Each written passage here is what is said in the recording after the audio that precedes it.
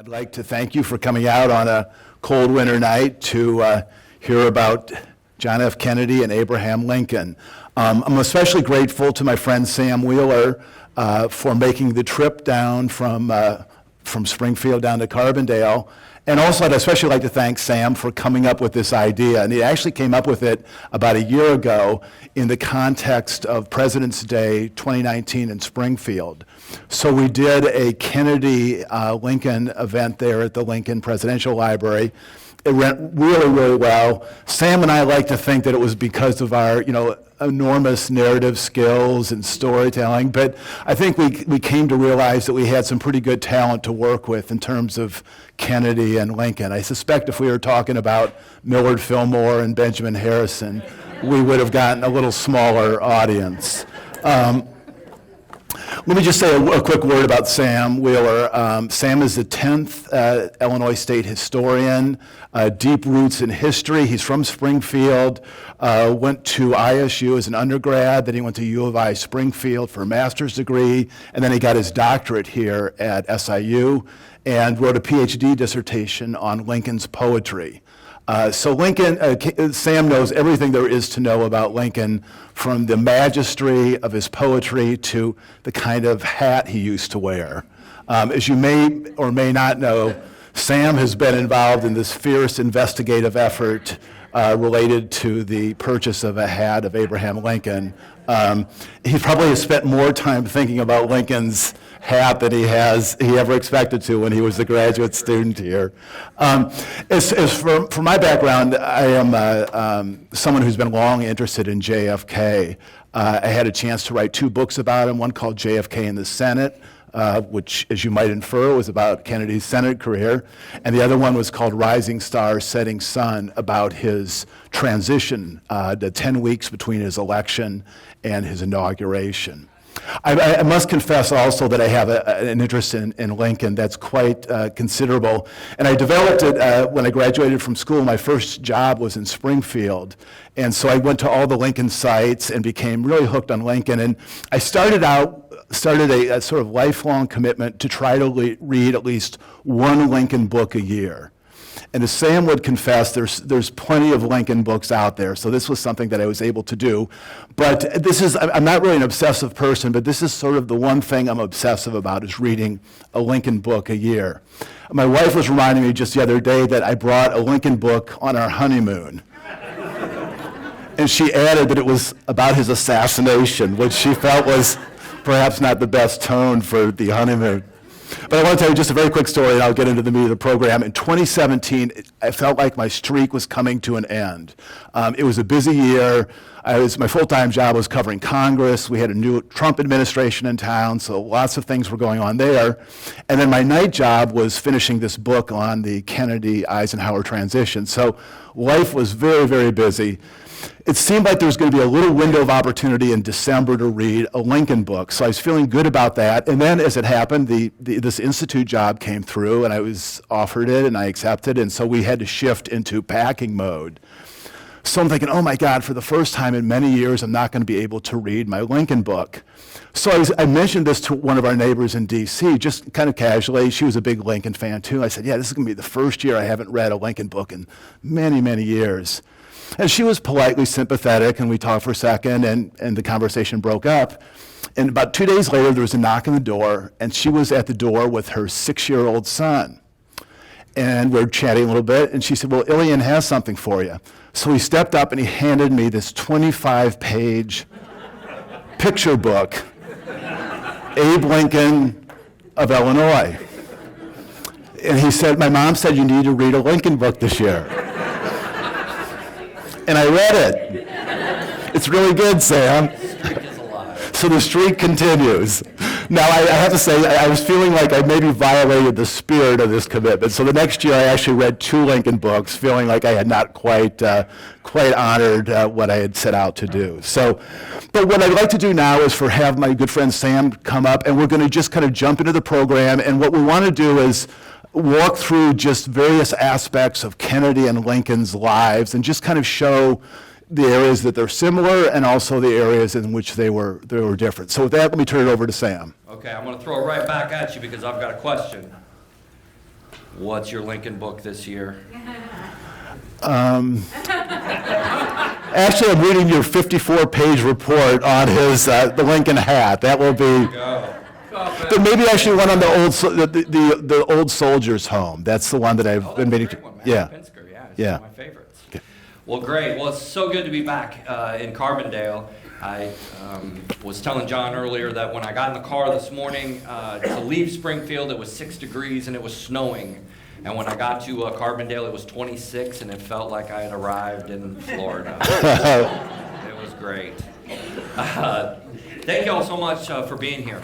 As John said, we devised this program last year, and it really developed because we had a short run exhibit on photographs of JFK that had not really been viewed widely. And so as part of a public programming initiative, one of our PR people said, what about all those coincidences between Abraham Lincoln and John F. Kennedy? I knew what he was talking about, and I said, like what? And he said, well, you know, the same number of letters in their last name. Right? There's all these eerie coincidences all the way down to the letters in their last name. And, you know, they were succeeded by presidents named Johnson.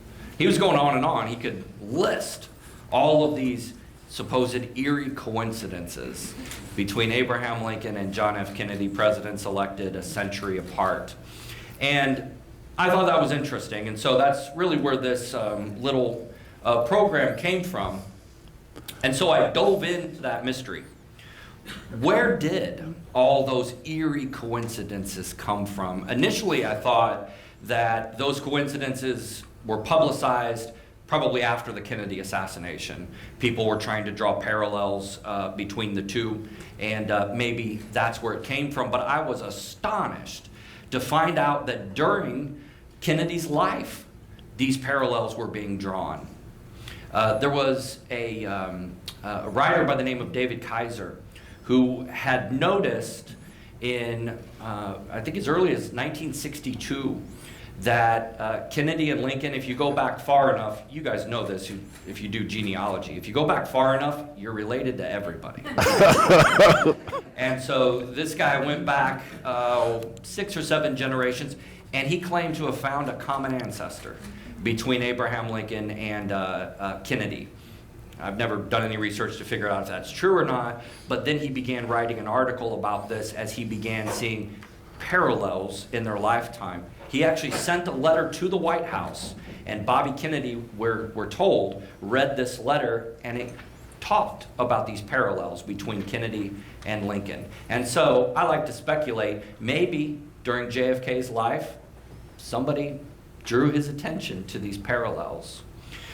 But in 1963, in April, the artist Lloyd Ostendorf, we know him in the Lincoln field because he was a prolific sketch artist, a painter, and he collected Lincoln photographs, loved Abraham Lincoln. And he wrote an article that was actually published in the newspaper that draws these parallels between Lincoln and Kennedy. This was in April of '63. He says things like, each man in his 30s married a pretty 24-year-old brunette who spoke French fluently. Mary Lincoln, right? She fits that comparison to JFK's wife. Both men were runners-up for vice president in 1856, 1956. Okay? Both presidents were elected in 1960. Probably a fun little throwaway newspaper article during Kennedy's life. And then we get that horrible moment where Kennedy is assassinated, and the day after, the famous political cartoon is drawn, and the artist draws on that inspiration from Abraham Lincoln as well. The Lincoln Memorial, he's weeping because this had occurred again in American history. The next day in the newspaper, Lloyd Ostendorf revised that earlier article from April. And now, this is just a day after the assassination, this newspaper article hits the press, and now he's drawn a lot more comparisons between these two individuals, including some ironic circumstances involving their assassination. Both Lincoln and Kennedy were concerned with civil rights. Their successors were both named Johnson, were Southern Democrats, and both were in the Senate. The names Andrew Johnson and Lyndon Johnson each contained 13 letters. Eerie, right? And so today, in our collection at the Abraham Lincoln Presidential Library and Museum, we have all kinds of stuff like this. These little souvenir trinkets that are handed out. Sometimes you'll see a penny, Abraham Lincoln's face on the front, on the back, John F. Kennedy. And they talk about these. These are little souvenirs. There's not a year that goes by that I don't get an email from somebody who has stumbled upon these eerie coincidences, sends it to me and says, have you ever heard of this before? And what does it mean?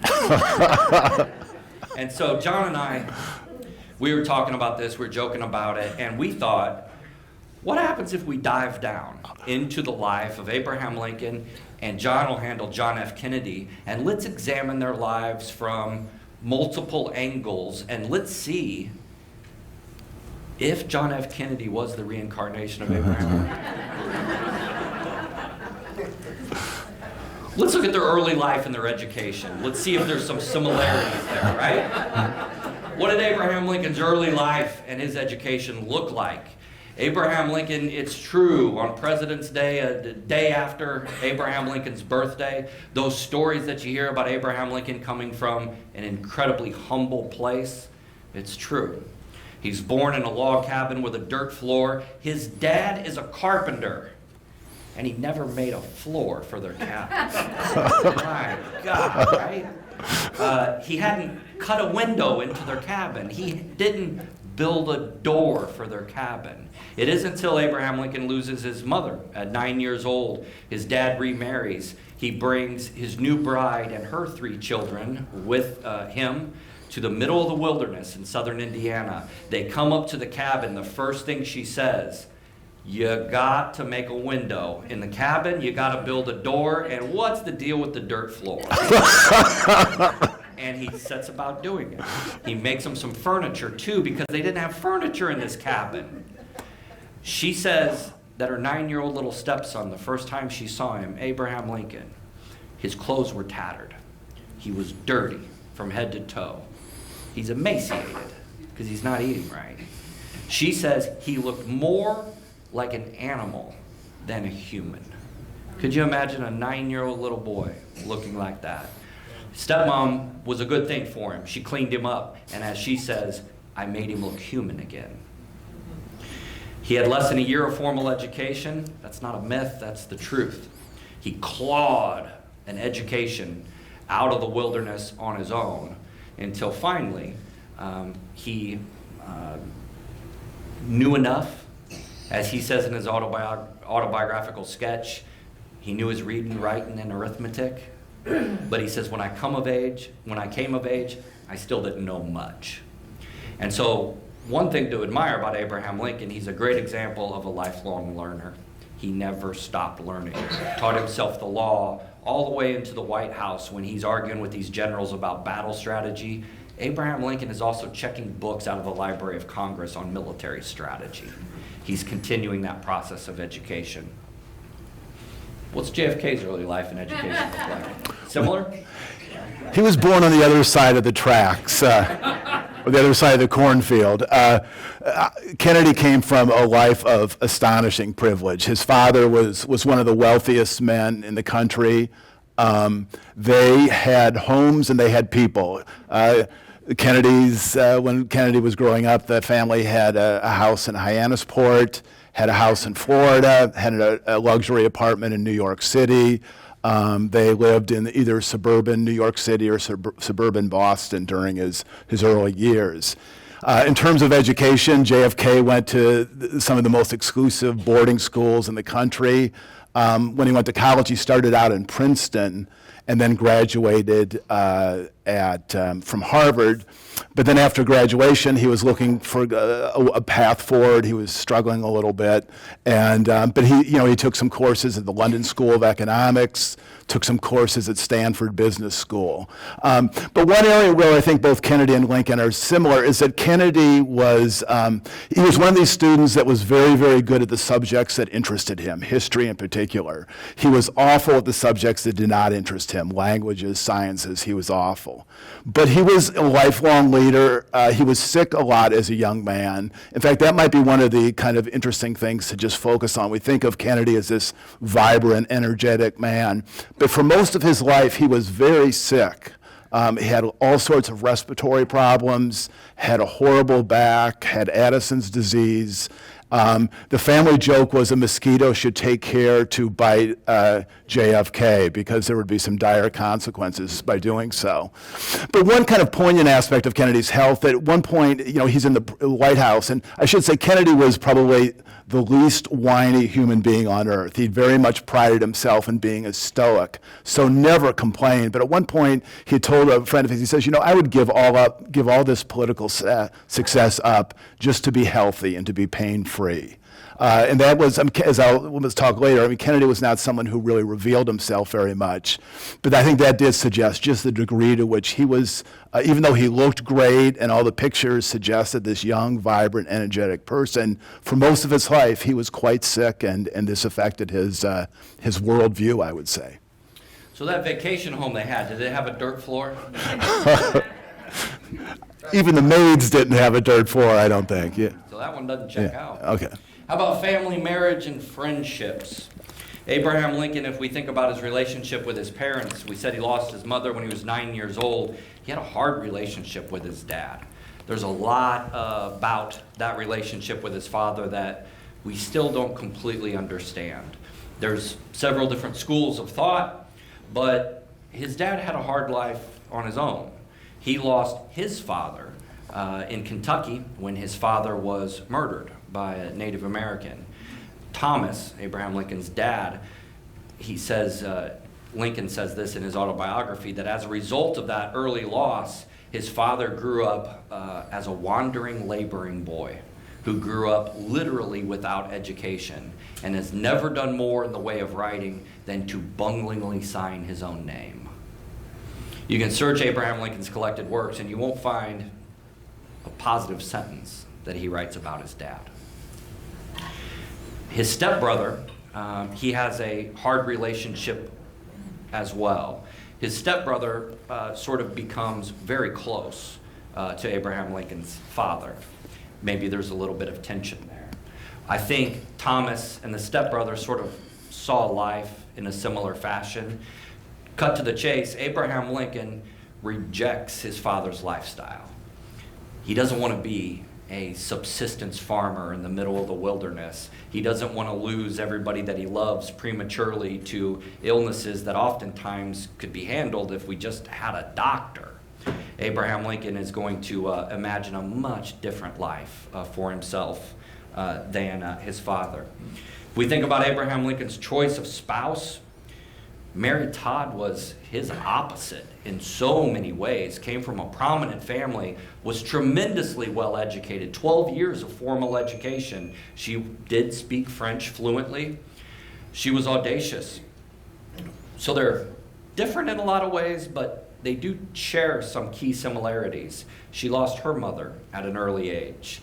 She got a stepmother that she really didn't find her way in the new blended family in Lexington, Kentucky.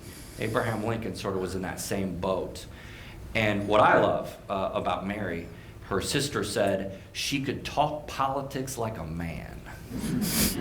She loved to read the newspaper. She knew about Whig politics. She was friends with Henry Clay. He lived just over the not far away. And so I imagine that first meeting between Abraham and Mary Todd. I bet you Abraham loved hearing stories about his political idol from this intelligent, attractive young lady. And during their marriage, they had 4 little boys, and my gosh, they were in lockstep on how we're going to raise those boys. They let them run wild. The Lincoln boys were not restrained. And Mary, after the assassination, she bragged on that. She said that her husband and her had seen this the same way, and that they didn't want to discipline their children because she said, as my husband used to always say, love is the chain whereby to lock a child to his parents. That's a much different philosophy than their contemporaries. If you come to our archive at the Presidential Library and Museum, you'll see their gossipy neighbors' letters. They talked about those horrible parents, the Lincolns, and how going over to their house, oh my gosh, it was a disaster because the kids ran wild. Friendships. Abraham Lincoln had maybe one best friend in his early life, Joshua Speed. He had a ton of surface level friends. Even those who were closest to him later in life, that had practiced law with him, his campaign manager in 1860, a man that Lincoln went on to appoint to the Supreme Court, David Davis, became the executor of his estate. After the assassination, he told a biographer who was quizzing him on Lincoln, he said that Lincoln was, quote, the most shut-mouthed man who ever lived. A guy who was so close to him felt as if there was still a lot about Lincoln that he still didn't know. What about JFK? Well, some similarities and also some differences. In terms of family, Kennedy was one of 9 children. And interestingly, he had a very distant relationship with his mother, Rose Kennedy, who was a stressed out, she had 9 kids, so we'll cut her some slack, a stressed out, uptight sort of person. Her husband was probably not the most loyal man in the world. So, and she would respond to this by just leaving the family to the servants and leaving for 2-3 weeks to Paris or to California or something like that. And at one point, Kennedy was at 10 years old, and he says, boy, you're really a great mom, just bolting like this. So, but conversely, he had a close relationship with his father in the sense that his father was this tough, ruthless, hard as nails guy, but he had a surprisingly perceptive take on his kids, particularly his sons. I think he had a closer relationship and read them well and was able to sort of dial in on what their strengths were, what their weaknesses were. He was frustrated with Kennedy's sort of being kind of a charming underachiever. Jack Kennedy is a charming underachiever, and he pushed him, but he was careful not to push too hard. So it was an interesting dynamic. You know, Kennedy, as I said, is one of 9 kids. He had, I would say, his older brother died during World War II, who JFK was in sort of competition with. And I think his probably the one person in the world that he trusted was his brother Bobby. He trusted his judgment, his loyalty, his toughness. He had a friendly relationship with his brother Teddy, who he saw as kind of the fun, soft one. So particularly when Kennedy was in the White House, you know, he was with Bobby all day. And he would say, boy, Bobby, why don't you just go home to your family? And then he would hang out in the White House with Ted, and they'd tell stories and laugh and relax. So that was sort of the family dynamic. In terms of marriage, JFK was 36 when he married Jackie Kennedy, who was 24. They were very, very different people. And I think most of Kennedy's contemporaries, and certainly people now who look back, wonder if Kennedy would ever have gotten married had it not been the political norm of the time. For someone who was an aspiring politician, you had to be married. I mean, Kennedy's natural tendency was not monogamy. And it caused some significant, as you might imagine, strains in his relationship with Jackie. I mean, just one little vignette. This was inauguration night. They were going to some gala, and they were going through the snow in Washington, and JFK was about 5 or 6 steps ahead of Jackie. And one of his aides said, slow down, you know, Jackie is behind. He said, tell her to hurry up. So it wasn't even those two communicating with each other, it was he communicating to her through an aide. And I think that is, in some sense, sort of telling. In terms of friendships, Kennedy was interesting. He had a lot of friends, but they were in kind of distinct circles. He had his school buddies who he stayed in touch with throughout his life. He had his friends from the Navy, and they'd fought together in World War II and remained friends. He had friendships from his Boston political supporters, sometimes thought of as the Irish Mafia, who he kind of kept in touch with. He had a group of friends that were, you know, Harvard professor, MIT professor types. And then another kind of group of friends, kind of the Hollywood glamour people that he largely got to know through his brother-in-law, Peter Lawford, and that included Frank Sinatra. And these were more kind of superficial parting friends as opposed to really close friends. You know, Kennedy, in some ways like Lincoln, he was a loyal but a distant friend. He did not put a lot of confidences in people. And this is something maybe Sam and I can talk about. Kennedy was a fundamentally impatient person. He's been accused of a lot of things in his life, but no one ever accused him of being patient. And that even was true of his relationships. People, his friends would say, when you're talking to Jack Kennedy, you better get to the point soon, because he does not want to hear a long story. And I think that's interesting, Sam, maybe you could pick up on this. Whereas it seems to me that Lincoln processed the world through storytelling. It was how he thought about people, relationships, problems. But Kennedy was not really a storyteller. He just was too impatient for that. And I think also the age of political communication was quite different, where you didn't have a 3-hour debate in which you could tell a long story. You were in a 55-minute joint press conference with Richard Nixon, in which premium was placed on one-liners and zingers and so forth. So that, I think that was sort of the essence of Kennedy. I mean, the one other point I'll make is that when you read the memoirs of people of his contemporaries, he was the world's most interesting man, to play off that commercial. I mean, he was the guy who, when he walked in the room, everyone looked at. And he had this kind of interesting, both this easy self-confidence. He just emanated calm self-confidence, but always stopped short of being cocky. And he was just, several people said he was like the most compelling person they ever met. When he would walk into a room, he would just sort of take it over. Although interestingly, when he would go to a party, he oftentimes would find the most interesting person, and they would just go off in the room and talk for the duration of the party, and then Kennedy would leave. He was not one, unless he was at a political event, he would work the room. But he was, in that sense, just kind of somewhat of a loner, in fact. Okay, and you bring up a couple points that are useful. You say that Kennedy was impatient. If you're going to talk to him, get to the point quick. Abraham Lincoln would drive people crazy because he did the exact opposite. Particularly if he was in the White House and you're going to come in and you're really going to give him some grief about something. Or if you're going to come into the White House and you're going to ask him for a favor, he knows you're going to ask him for a favor, he's not going to grant you the favor, he doesn't even want to have the conversation. Kennedy might hurry the guy out of there. Lincoln's going to talk to the guy for 25 minutes. And he's going to tell him a story about a guy owned a pig, and something happened, and then a guy walks into the bar, and punchline zinger, and everybody just looks confused over what just happened. And then somebody ushers him out of the room, and the guy never had the chance to even ask him for a favor. Lincoln used humor. He used that storytelling. It's a stall tactic. It's also a way to tell somebody no very politely, isn't it? Never had to tell you, no, I'm not going to make your son that postmaster that you really want. But you walk away with a little story and maybe a giggle. You talked about the charisma.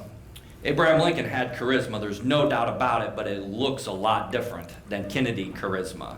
I always think of Kennedy walking into a room and the guy looks like a movie star, man. Maybe he'll have the shades on, maybe he'll have the suit that fits just right. Abraham Lincoln never owned a suit that fit right. He never owned a suit that he felt comfortable in, probably. So when he walks into a room, he's got the opposite problem.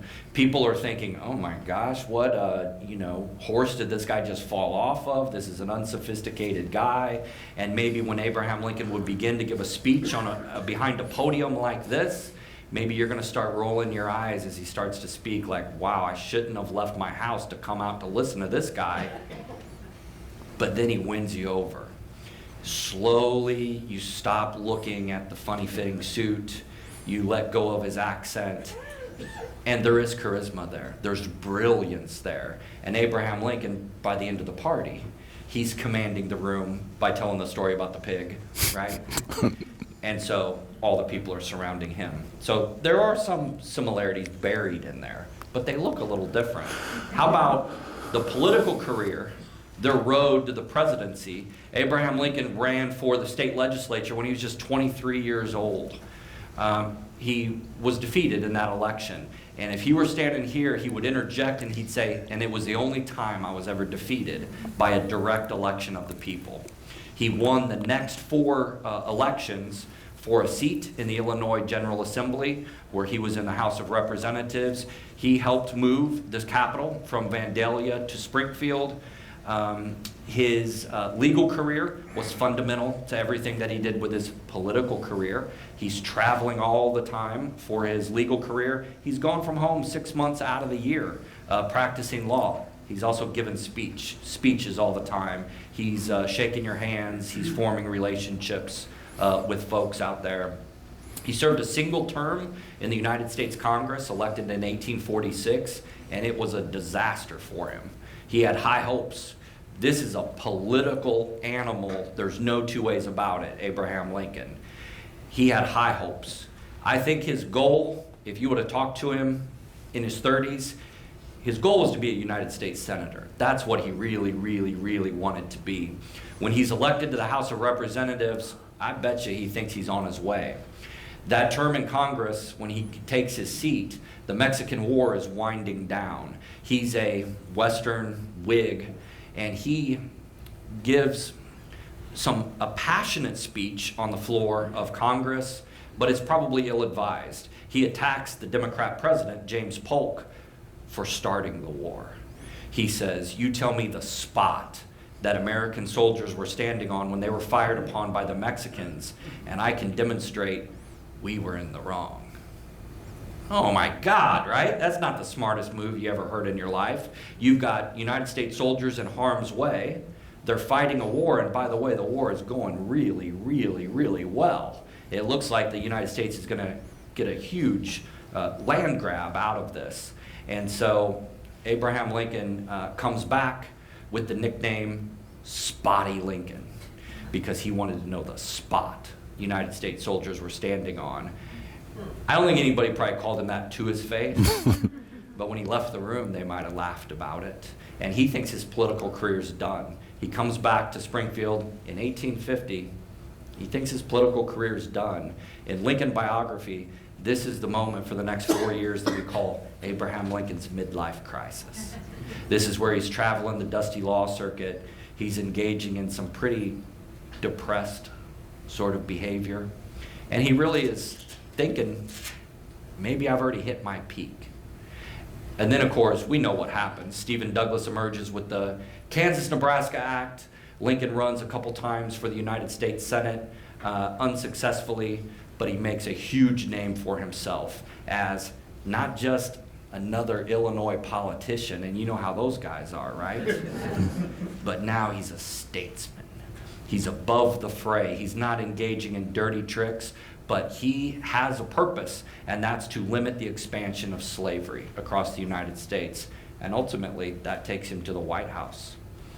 What did Kennedy's path look like? Well, it was, it I guess, emanated from the privilege he had. He, when he returned from the war, he was a war hero. His boat had been decimated by a Japanese ship, and he had saved a number of people and had performed very heroically. It wasn't clear that he was going to have a career in politics. His older brother was killed in World War II, and so Kennedy sort of stepped in. There was a congressional seat that opened up in Boston. Kennedy had never really lived in Boston up to that point, but he jumped into a 10-person primary. He outspent all of his opponents combined. There was plenty of family resources. So he had a lot of resources, but he also, he stunned his family by just, the sort of the light turned on, and he became this relentlessly aggressive politician, going door to door, shaking hands, and stunned his family. They saw a whole new person emerge. Kennedy never lost an election. He served for 6 years in the House and 8 years in the Senate. he was always looking for the next thing. He was never happy with where he was. There was, again, it goes back to sort of the restlessness in him. I think he had the skills to be a really significant legislator, but it just wasn't his temperament. He just did not have the patience for it. So he was, no sooner than he would get one job, he's in the House and he's thinking about running for the Senate. And shortly after he wins the Senate, he's almost vice president, and then he starts gearing for the presidency. The one thing I'll say in terms of his political personality, he was a quiet, introverted person. He once said that if he was on an airplane, he'd rather be reading a book than talking to the person next to him. He at one point wondered, he said, I wish I would have a personality more like Hubert Humphrey. I mean, that's a personality that is more likely to work in American politics, or so he thought back then. But one thing that is striking to me, and I had the opportunity to be a congressional reporter for a number of years, and for 20 years watched Ted Kennedy in the Senate. And it was so interesting because Ted Kennedy was this huge, larger-than-life personality. And he would be in the Senate, he'd sit in the back of the room, and about a third of the Senate would be gathered around his desk. And he's telling stories and laughing and joking. And I mean, Republicans, he and McCain are joking and going back and forth. So Ted Kennedy was just almost this classic extrovert, whereas JFK was much more of an introverted person. In fact, it sometimes occurred to me, I think his personality is much more like Barack Obama's than Ted Kennedy. I mean, just someone who just did not draw energy from the political enterprise, but entered it, mastered it, and was determined to be a total professional, which is really what he was during his time in office. So if we dive into their presidencies, how did they govern? Are there any similarities there? I guess I'll just talk a little bit about how about the construction of Abraham Lincoln's cabinet.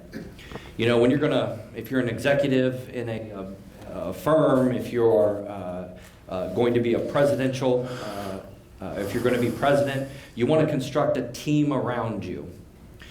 Some people will surround themselves with yes men, people who see the world exactly like they see it, because all of your beliefs are reaffirmed every day, right?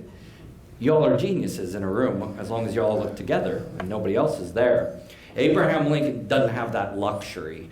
Doris Kearns Goodwin's book, Team of Rivals, Abraham Lincoln's cabinet, you better believe it, it was a team of rivals because the Republican Party was brand new and it was a mess. It was made up of all these different elements.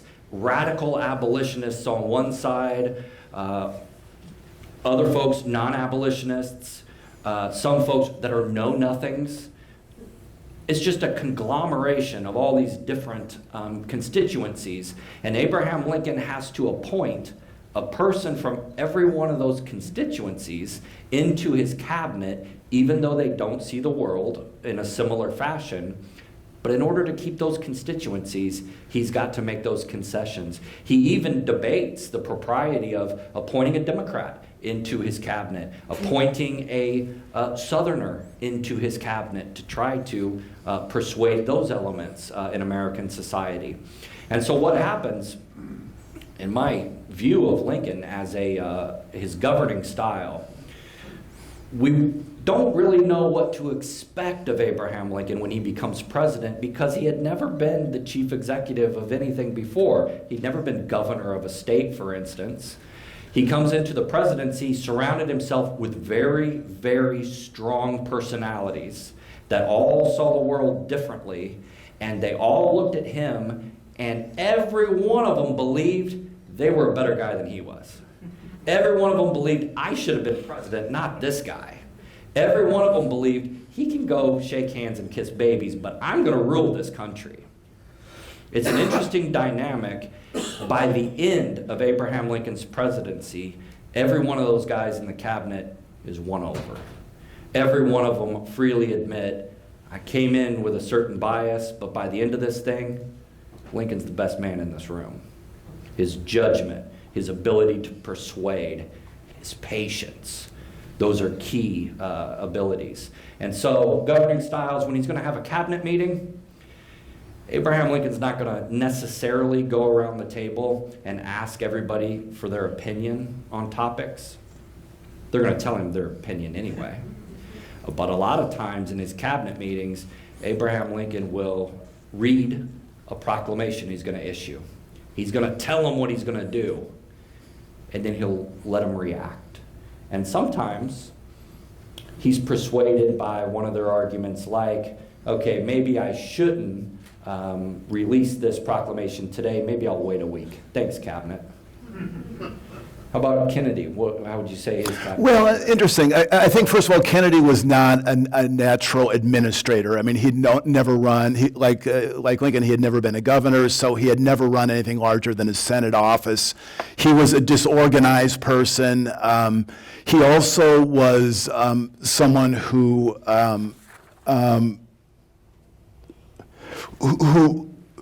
hated meetings more than anything. John F. Kennedy would go out of his way to avoid a meeting. He hated big meetings.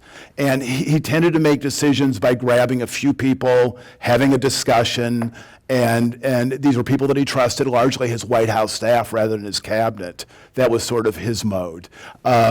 He was, in terms of his cabinet, it's interesting because we think of the kind of the mythology of the best and the brightest and, him attracting the administration of talents. But his cabinet actually was put together in a very, very random way. Kennedy knew his Secretary of State for 1 week before he made him Secretary of State. He knew his Secretary of Defense for 1 week before he appointed him, Bob McNamara, as Secretary of Defense. In fact, one pundit referred to his cabinet as 9 strangers and a brother. His brother, Robert Kennedy, was Attorney General. And let me quickly tell the story of how he became Attorney General. John F. Kennedy did not want Bobby to be Attorney General.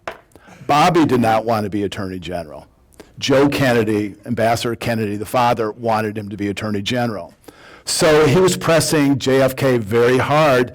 And at a certain point, Kennedy turned to Clark Clifford, who was his campaign liaison, and said, they were in Florida, he says, would you please go to New York and tell my dad it's a stupid idea to have Bobby be Attorney General. So Clifford says, well, let me see if I got this. You want me to go to New York to have dinner with your dad to tell him that that you should not appoint your brother, his son, as Attorney General? And Kennedy said, that's it, you got it, Clark. So Clifford goes up to New York and has dinner with Ambassador Kennedy, as he was called then. And they had a nice dinner, and they were talking about how smooth the transition was going. And then at a certain point, Clifford says, Ambassador Kennedy, there's one thing I really need to bring up, which is, Bobby's future. He says, I think, Bobby has great talent. We'll find a place for him, but I just don't think it's appropriate or helpful to have him as Attorney General.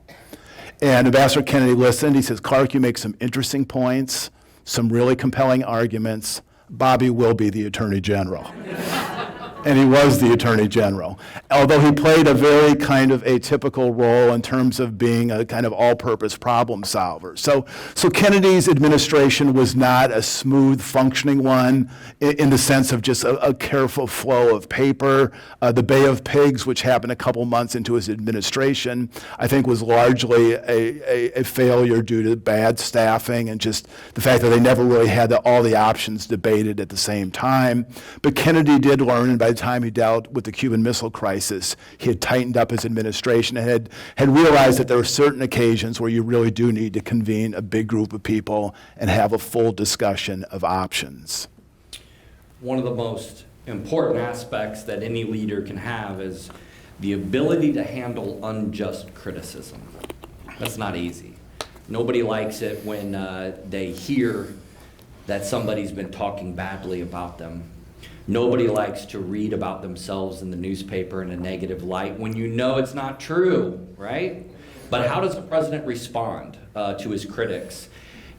We forget today Abraham Lincoln is the most popular American president we could ever imagine. He's a good guy in our stories and our narratives, but during Abraham Lincoln's life, he's one of the most heavily criticized individuals there is. Half the country leaves because he's elected president. During his presidency, the North is not united. The Democrats fight every single day to try to take him out.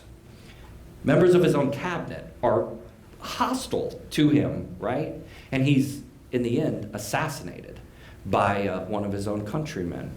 How does Lincoln handle that criticism? One of the things I admire, he has the ability to ignore a lot of it.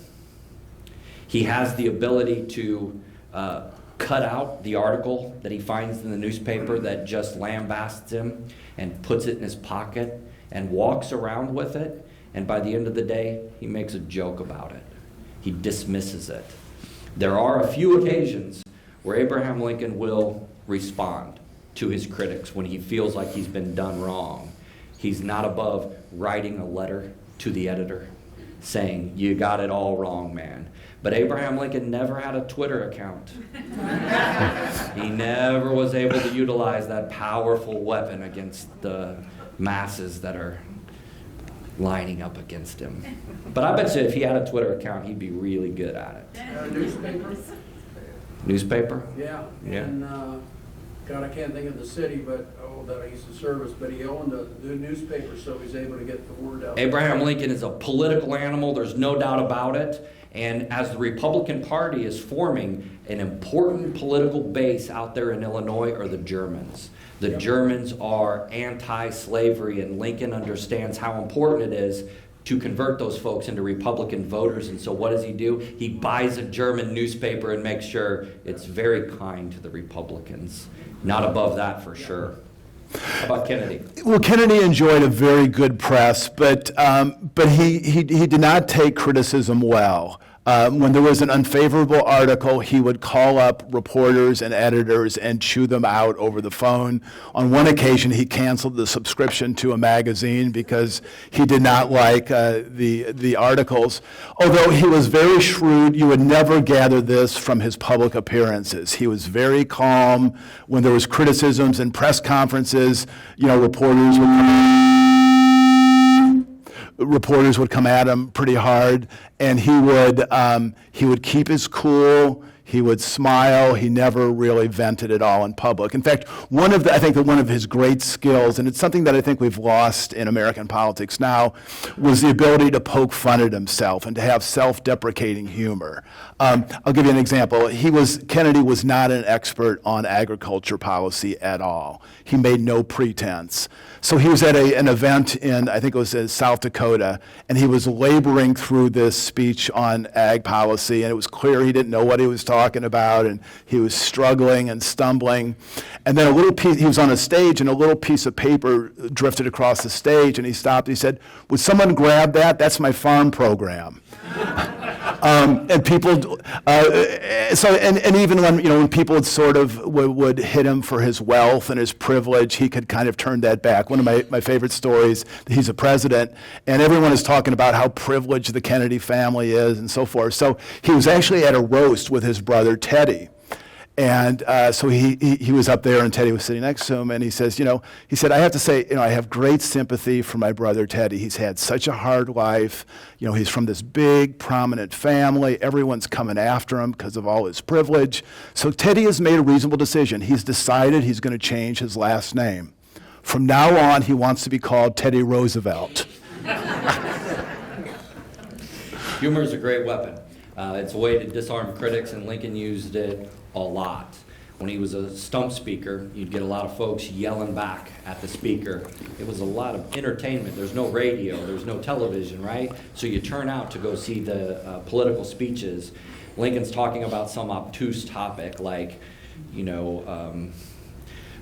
banking or something, the Second National Bank, and one of these folks in the crowd yells out at him, "You're two-faced."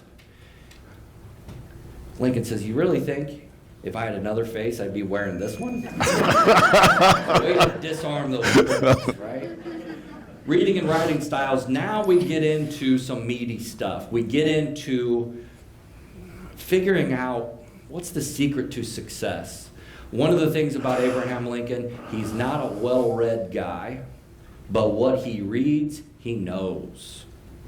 It's interesting. He grew up walking miles to borrow a book, and you can imagine him devouring that book once, twice, 3 times before he returns it. He's president of the United States, and he can recall from memory passages of a biography of George Washington that he read as a little boy in southern Indiana. He has that sort of a steel trap mind. It takes a long time for info to get in there, but once it's in there, it's good.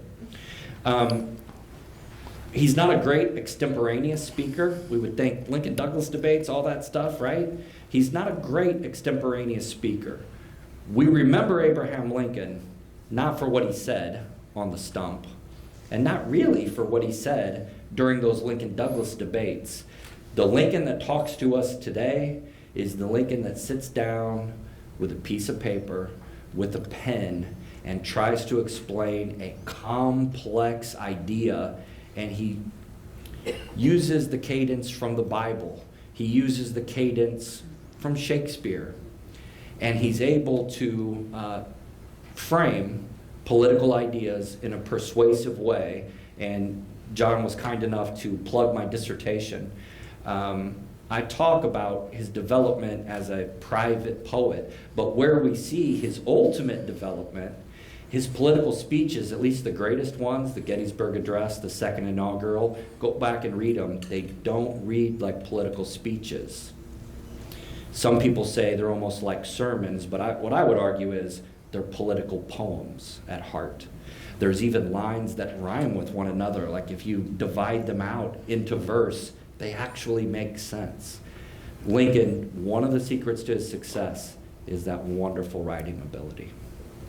Interesting in many respects. Kennedy, some of his friends said the one thing in life that he was most proud of was winning a Pulitzer Prize in biography for a book called Profiles in Courage.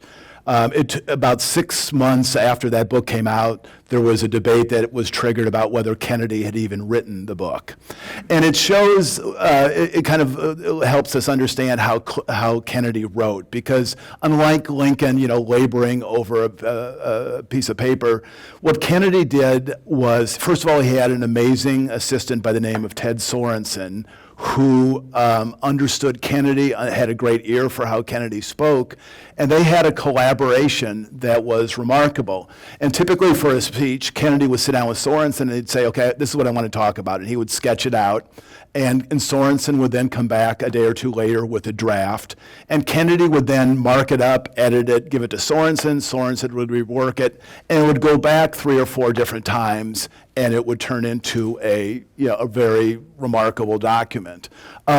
So Kennedy, and this was true in his various writings, and this was really true for Profiles in Courage.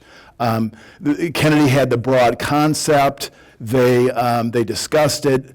He had lots of researchers, historians, giving Kennedy drafts that he was marking up and revising. And again, there was a big controversy about whether this was actually Kennedy's work or not. Kennedy took it very seriously. He and his father threatened a major lawsuit, and the person who made the allegation pulled back. But this was something that that really went to the core of Kennedy's identity, because I guess this is the important point. Kennedy saw himself as kind of a scholar statesman. With Lincoln, his idol was Henry Clay. Kennedy's idol was Winston Churchill. That was who he wanted to be. I mean, interestingly, not Franklin Roosevelt, who had actually clashed with his father, but Winston Churchill's this big, towering statesman who could write magnificent prose, give great speeches, and think big and deep thoughts. So Kennedy, in terms of reading, very much unlike Lincoln, Kennedy read a lot. He read quickly. There was this little bit of a gag that he was a speed reader and he could read 1,000 words a minute. That was always made up. But he read quickly, and he would kind of read a book and then move on to the next thing. His interests were largely history and biographies, American and British history in particular. But he was a voracious reader. He read all the time. He'd read in the bathtub to his wife's consternation, and he just was constantly reading. A person like Abraham Lincoln, it's a tough presidency. What did he do to relax? Maybe gives you an insight into the person. Abraham Lincoln, as a young man, I think we could consider him athletic. He was known as a really good wrestler on the frontier. You move into a new community, you have to establish yourself amongst the rough guys in the neighborhood, and Lincoln could hold his own. In 1992, the National Wrestling Hall of Fame inducted him. That's pretty interesting. Kennedy's not in the Hall of Fame. No, not for. So Lincoln's got one on him. During his presidency, his outdoor recreation became things like taking a carriage ride in the afternoon with his wife, where they would talk about their children. That's another source of tremendous enjoyment for Lincoln, or his boys. He loves to play with the little guys. Little guys running wild in the White House again. They're not well behaved. They've probably got some game going on in the White House where something might get broken. Lincoln might stop arguing about the Missouri Compromise for a minute, and he might participate in the game with the guys. Lots of people have the story of Lincoln walking into an office and Lincoln's on the ground wrestling with his kids. That's a way to get away from things for a second. Lincoln loved laughing. If you met Abraham Lincoln, I guarantee he'd make you laugh. If he were up here, he'd be telling you jokes and stories. Maybe there'd be a point to him, maybe not, but you'd be laughing. And maybe while you're laughing, you'll say in your mind, this is a pretty good guy, and then he'll sell you whatever political topic that he wants to sell you. Abraham Lincoln also loved poetry, reading plays, going to the theater. The White House are full of reminiscences of Abraham Lincoln at the end of the evening reading a book of Shakespeare, discussing it with a very learned individual. Abraham Lincoln then reciting long soliloquies from the works of Shakespeare. And then visiting the front lines. Lincoln, it's important to him to get out of the office. It's important to him to go down to the front lines and visit with soldiers, see his generals face to face so he can take their measure, and then go up and shake the hands of normal volunteers, very humble individuals, and he might even relay his own life story of his humble circumstances and how important it is to continue fighting until the Union wins, because the brilliance of America means anybody's child can become president of the United States. How'd JFK relax? Well, he loved the water. That's where he drew his solace and relaxation, and loved to be sailing and by the sea. And actually it was a source of some tension with his wife, because she much preferred Virginia horse country. And they rented an estate in Middleburg, not too far from D.C., and JFK went with the most reluctance and was utterly miserable there. And he's like, oh, I hate this. It's beautiful, astonishingly majestic landscape, but it was just not what comforted him, what relaxed him. So he loved the sea. He would love to be on his boat, reading. He was also an amazingly good golfer. And it's somewhat ironic, because during his campaign in 1960 for president, he would deride Eisenhower as being, this golfer president who's, indifferent to the problems of the country and rather be golfing. But the truth was, Kennedy liked to golf probably more than Eisenhower. He was better than Eisenhower, and he golfed more frequently. In fact, during the transition, he was golfing so much, a couple of reporters were saying, hang on a second, wasn't he the guy who just derided Eisenhower for golfing so much? And Pierre Salinger, his press secretary, cut off access to the golf course, so no one really knew how much he was golfing, and they didn't have any photographs of him golfing. I will say one thing that's interesting. Kennedy, we have this vision of him as a man of arts and culture, and I think to some extent that was a PR ploy. The truth is, his tastes were relatively middle-brow. And he was not, this big fan of the arts that was sometimes depicted. In fact, at one point, this was several years after he died, an interviewer asked Jackie Kennedy about, JFK's love of poetry, and she said, a little bit off script, she said, I don't think I ever saw him read a poem in his life, but he would sometimes talk about, the majesty of arts and politics and all. But he was a voracious reader, history, biography, but his tastes in music and the other arts, I think, were more distinctly middle-brow. Coincidences between Lincoln and Kennedy. This is a tough one for Kennedy here. We talk about their legacies. Abraham Lincoln has the best legacy of any American president. I think he ranks in the top one or two in terms of the greatest presidents of all time consistently. From 1948 to the present, Lincoln is right there, either one or two. Maybe George Washington noses him out a couple times. But why? I think there's three main reasons. The first one is Abraham Lincoln's legacy is so solid and so compelling to people around the world because his biography is so compelling.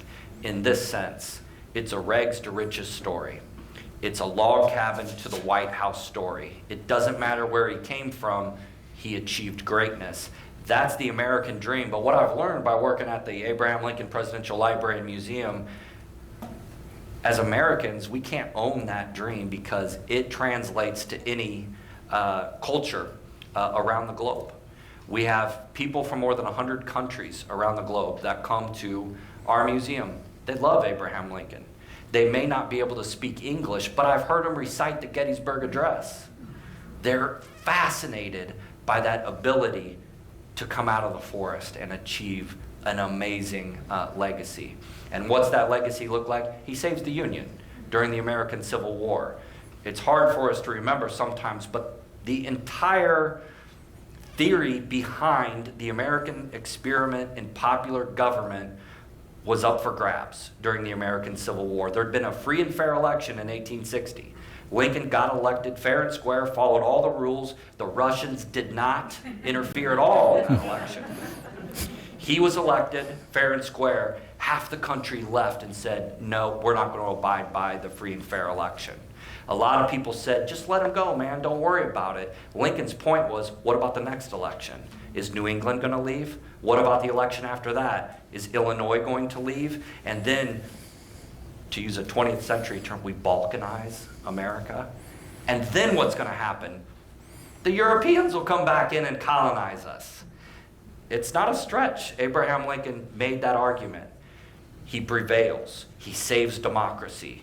And then, no matter which way you slice it, American slavery ends during his presidency. We can debate all day long about was he an abolitionist? Where was his heart? Was this just a military necessity, as he said? Or did he really embrace this idea of emancipation? I believe him when he says he hated slavery his entire life. He says that if slavery is not wrong, then nothing is wrong.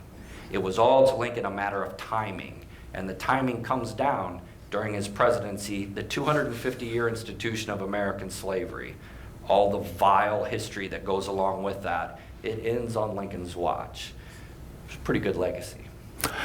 Kennedy would be both flattered and somewhat embarrassed to be compared with Lincoln. I mean, he had a good sense of history, and he fully realized that there was probably no one else in Lincoln's universe. I mean, he had, interestingly, an enormous admiration for Lincoln. He actually felt Democrats should be much more aggressive in appropriating the legacy of Lincoln. He said, we've been too passive in letting Republicans take ownership of Lincoln. You know, he belonged as much to us and our traditions as to the Republicans. You know, so Kennedy Kennedy does not deserve to be thought of in the same universe as Lincoln in terms of legacy.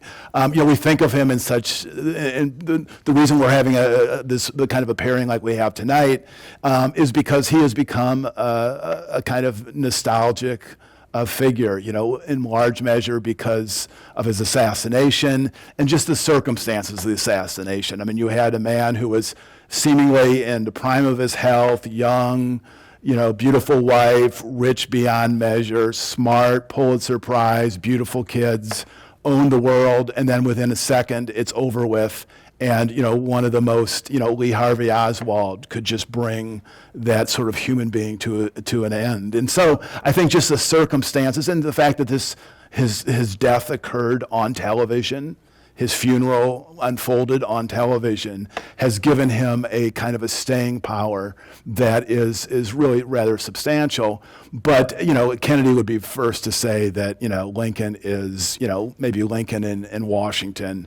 And he would maybe grudgingly say FDR would be in a tier below that, but he certainly would not liken himself to Lincoln. So, Sam, maybe we should then open this up to questions. Sorry we took so long, but it's been there's been a lot to talk about. So, if you could just shout out your question, we're not going to have microphones. So, it was interesting to me that you left out regarding Kennedy his most obvious problem, that he had to be around women constantly. That he said to Harold Macmillan that he had to have some woman in the White House all the time. You left that out, but I understand that. His legacy, I think, is what he did at the Cuban Missile Crisis. When he took on most of the Joint Chiefs, especially Curtis LeMay, and Curtis LeMay was yelling, bomb them, came right up into Kennedy's face. And Kennedy just stayed absolutely stoic and would not respond to the Russians except in the good way that they did. I think that is the great thing that he did. That he restrained his armed forces, and he restrained himself from responding the way a lot of people wanted him to. Yeah, just briefly, I mean, I would agree with that. I thought that was an act of real statesmanship, how he managed the Cuban Missile Crisis. And I don't disagree with your comments about his philandering. I mean, I think I said something like he was not inclined towards monogamy, which I thought we all understood to be this whole pattern of behavior, which is, hard to understand and certainly in no way defensible. But yeah, I mean, that was clearly an aspect of his legacy that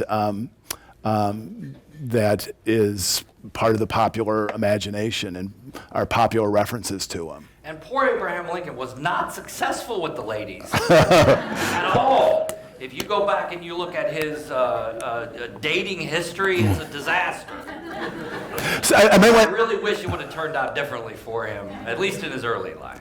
I might just add one thing. Someone once, a biography, I think it was James McGregor Burns, once asked Kennedy about his relationships with women and tried to understand his relationships in the early part of his life. And Kennedy deflected the question, and Burns kept pressing. And Kennedy summarized, he says, look, I'm not a tragic lover sort of person. That was and it's interesting because I think that in some ways, I mean, obviously it was a throwaway line to deflect, but I think in some sense that was sort of the kind of the emotional world that he lived in which he kept everyone sort of at bay. And, to be candid, there was a deeply selfish aspect of Kennedy. I mean, he had people to serve him, and he expected to be taken care of. And that was, I think, reflective in both his material circumstances and in his relationships. Don't you think he was his father's son? And his father did the same thing. That's He was close to his father. yeah, that's right. I think that's a good point. Other questions or comments? Lincoln's address at the Cooper Union in New York seemed to vault him further onto the national stage beyond the Lincoln-Douglas debate. What was it about that speech that really resonated and thought you got prominent? Yeah, that's a good question. So the question's about the Cooper Union address that Lincoln gives in 1860. And you say that it was more significant than the Lincoln-Douglas debates. Maybe so, but it wouldn't have happened without the Lincoln-Douglas debates. Lincoln becomes a national figure because of those Lincoln-Douglas debates. He gets the invitation to speak in New York City in February of 1860. He is contemplating running for the presidency, thinks, this is the next step, maybe. And so he gets this invitation to speak at Cooper Union. To me, what's fascinating about that speech, it's a long speech. But at the end of it, he talks about right makes might, right? If you go back and you look at that speech, it's interesting what he's trying to do. He is trying to convince you, as an American voter in 1860, don't be scared of the Republican Party. They had only ran for president one time in 1856 with Fremont. They're a new party. They're being painted in the press as a party of abolitionists that are going to radically change American society. They are radical individuals, and that scares a lot of people. Lincoln goes to Manhattan, and he gives a very well-researched speech, which is very rare for Abraham Lincoln. He cracked books. He did research. He presented you with solid pieces of evidence, and his argument is the Republicans aren't the radicals. We are the conservatives. We are in line with the policies of George Washington and the Founding Fathers. If you want to talk about the radicals in American society in 1860, it's those Democrats. They are trying to nationalize slavery, and that was never part of the Founding Fathers' intentions. It's an interesting speech, well-researched, and it does propel him to a new level in the political game. We could say that's when he starts appearing on CNN most often. Right? His profile is heightened. Yes, sir. But you mentioned Joshua Speed as his only friend, but he had another one.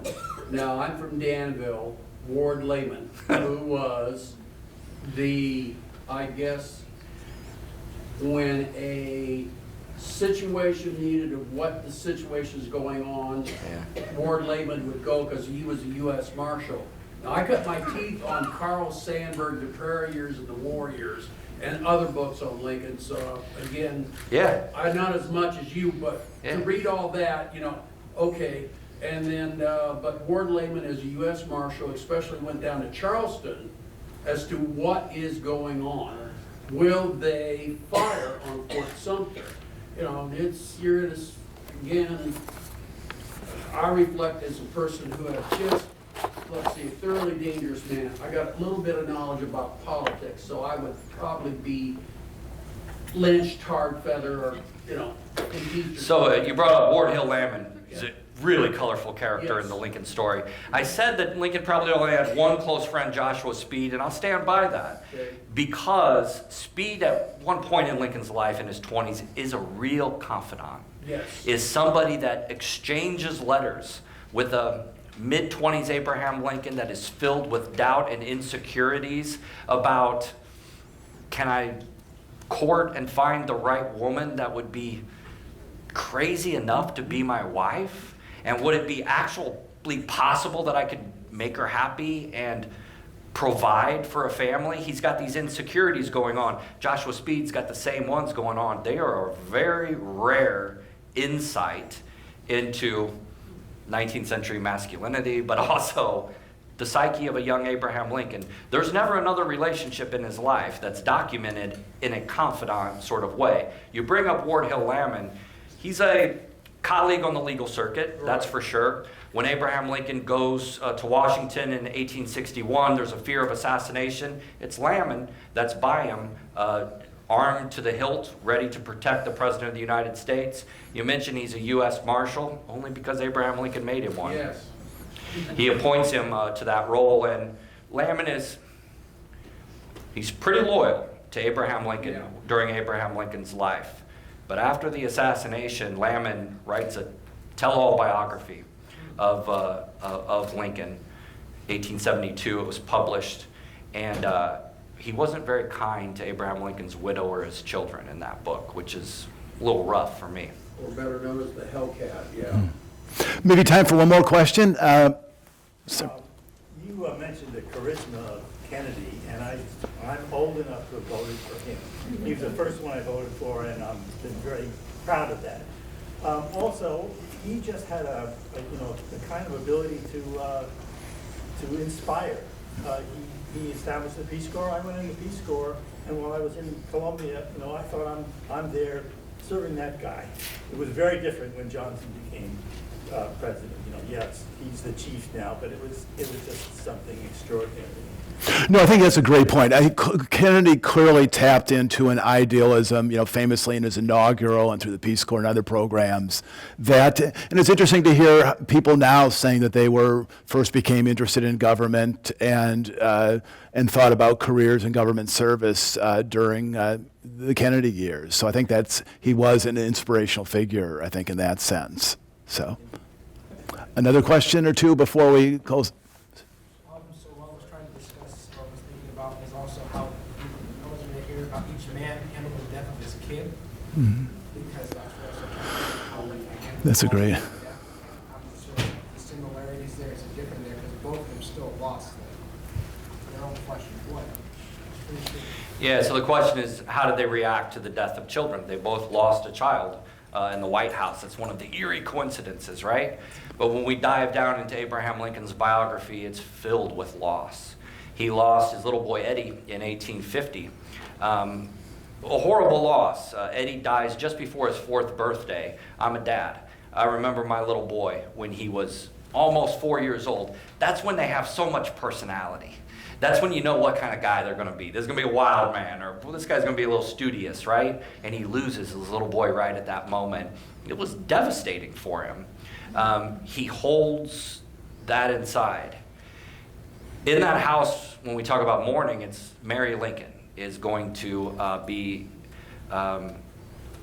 grieving. Yes, we understand that, but her contemporaries talk about she takes it to a level that is uncomfortable. Robert Lincoln is the older brother. He loses his little brother, Eddie. Robert's 6 or 7 years old. He remembers the day for the rest of his life. It's raining really hard. That patter on the roof, you can't even hear the rain and the patter because his mom is crying all day long. In the White House, Willie's death, 12-year-old little boy, just cute as a button, smart, everything you want in a child. And Lincoln loses him during the Civil War. Lincoln is filled with grief. He never gets over that. He loses his little boy in February of 1862 when he's assassinated in April of 65. He's still wearing a mourning band on his hat. The day of the assassination, he takes a carriage ride with his wife. They talk about Willie. Lincoln brings it up and he says, these last few years have been miserable. He's not talking about the Civil War. He's talking about, we lost Willie. Every single day you're reminded of those little guys that you lost. Mary, she goes into spiritualism. She's into seances. She wants to reconnect with those little boys, and she believes that there is this ability to reconnect with those that you lost. Lincoln is not going to believe those things. He sees those individuals as sick people that are preying on a poor woman's grief. But that sense of melancholy, that lingering loss never leaves Lincoln.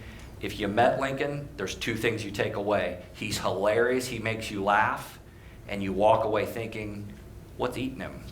There's some deep sadness in that guy, and some of those losses are probably part of that. Yeah, and I think in Kennedy's case, the circumstances are so different. I forget the exact details, but the child was just a couple weeks old or something like that. So Kennedy, I've read accounts that he was deeply, deeply stricken and became very solicitous of Jackie Kennedy, very kind of uncharacteristically solicitous of her. But it was, unlike Abraham Lincoln, where it was a young boy with a kind of a fully developed relationship. So I think it was a different sort of sadness. Maybe one other, Michael? In the 19th century, Congress really drove the domestic agenda, and Lincoln was on board with Congress for the Homestead Act, the Morrill Act, and of course, the Illinois Central Lawyer for the Pacific Railroad Act. JFK was, of course, famous for the Apollo program. How was JFK's domestic agenda being shaped? Was it coming through Congress, or do you have a clear agenda other than the Apollo program? If you just compare how the two had to deal with Congress in these 2 different centuries. Well, one thing that interested me when I was doing this book on the Kennedy transition was just figuring out how he put together his program, his domestic program in particular. And it was interesting because Kennedy had been running for president for 4 years. And as he was transitioning to the presidency, he was trying to figure out, what am I going to do? What am I actually going to do? And so he was talking to one of his aides. He said, I've spent 4 years giving promises. I've even kind of forgotten what I promised. So actually, Doris Kearns Goodwin's husband, Richard, who was an aide, his job was to assemble all of the promises that Kennedy had made during the campaign. And there's actually a document at the Kennedy Library, and it's a long, and it's very driven by, just around the time of the West Virginia primary, there's these raft initiatives related to coal, and then when it's Wisconsin, there's, programs related to that state. So Kennedy had this kind of welter of promises, and he was trying to streamline that into an agenda. And Kennedy, did not have a real passionate view on a lot of domestic issues. He loved foreign policy. That's what interested him. That's what got him going. You know, it was in the height of the Cold War. The stakes could not be higher. And, you know, Richard Nixon once said, and I'm not sure we can take this totally as truthful, but he said at one point he had a conversation with Kennedy when Kennedy was in the White House and Nixon was just visiting him. And he said, Kennedy said something like, you know, who really cares about the minimum wage? Now, whether Kennedy said that or whether Nixon just was trying to kind of, you know, spin it in a way to kind of to diminish Kennedy, I don't really know. But Kennedy did not have a real passionate domestic agenda. And even the Peace Corps, you know, Sergeant Shriver, who was his brother-in-law who was put in charge of it, said that, you know, he said, I know this is part of JFK's legacy, but I was in charge of the program and we only really had a couple discussions about it. It was, you know, he thought it was a good idea, but he did not, you know, stay on top of the issue and really kind of push it. So. Can I have the last question? Sure. I got a question for all of you. All right, so we talked a lot about these eerie coincidences tonight. We create lists like this. You get the email chains. You know about this. Wasn't a person that came here tonight that wasn't aware of this phenomenon, right? Both have 7 letters in their last name. Both lost a child in the White House. Both were shot on Friday. Both were boat captains. Oh, that's a scary one, right? Lincoln was shot in a theater and his assassin was killed in a warehouse. Kennedy was shot from a warehouse and his assassin was captured in a theater. Here's another one that you'll see on your email chains. Lincoln had a secretary named Kennedy and Kennedy had a secretary named Lincoln. Lincoln never had a secretary named Kennedy.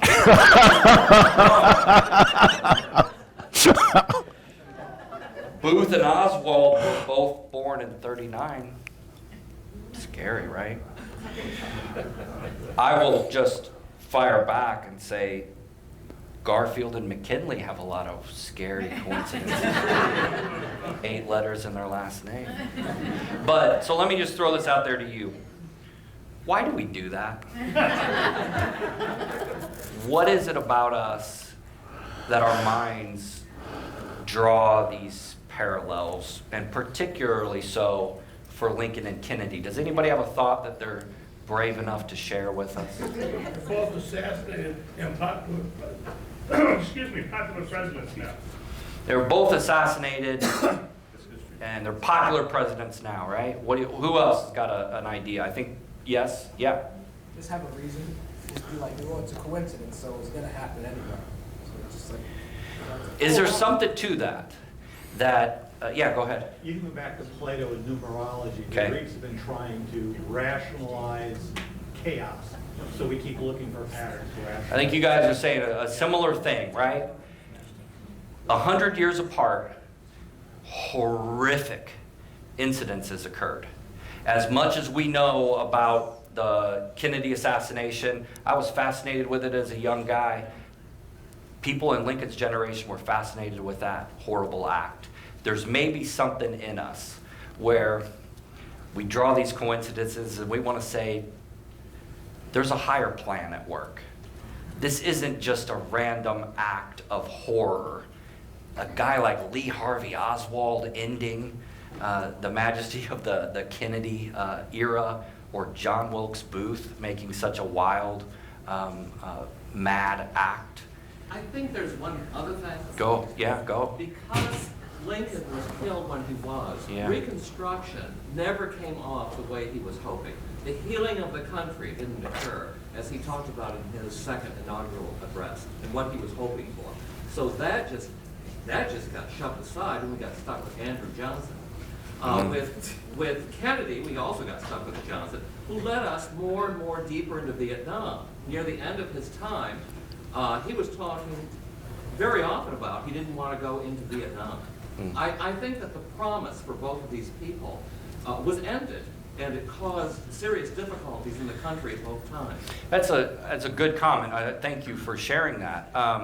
What comes next is worse, right? What comes next is a disaster, perhaps. I'm most familiar with Andrew Johnson, and make no mistake about it, it was a disaster.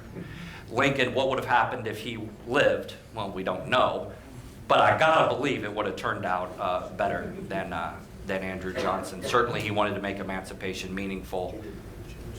Thank you guys so much for being here. Thank you.